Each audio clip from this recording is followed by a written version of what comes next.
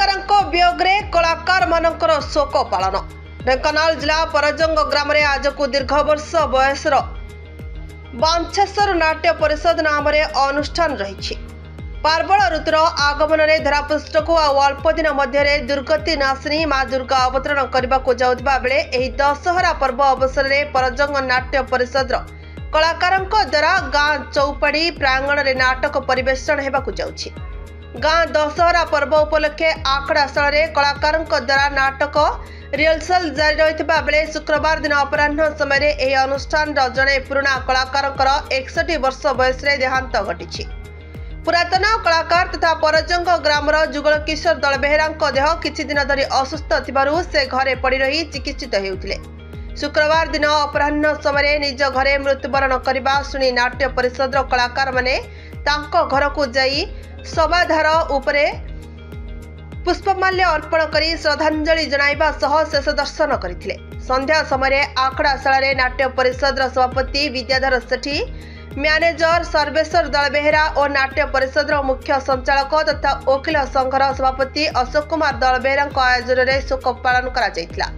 तांको अमर आत्मार सद्गति कामना निमंते 2 मिनिट नीरव प्रार्थना करबा सरिबा परे नाट्य निर्देशक जीतू सार आखड़ाशाल कलाकार मानकु नै रिहर्सल आरंभ करथिले।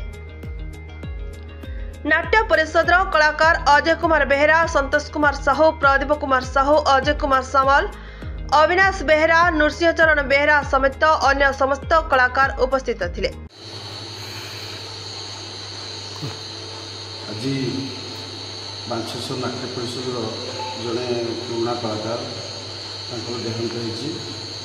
देहांत हो कला आम देखी देखी बड़ हो। आज आम बांछेश्वर नाट्य परिषद समस्त जन जन कलाकार सी आज आम घर ना आर शोक सभा आज बांछेश्वर नाट्य परिषद समस्त कलाकार मैंने पालन कलु। महाप्रभु जगन्नाथ निकट प्रार्थना करुँ अमर आत्मार सद्गति कामना करुँ।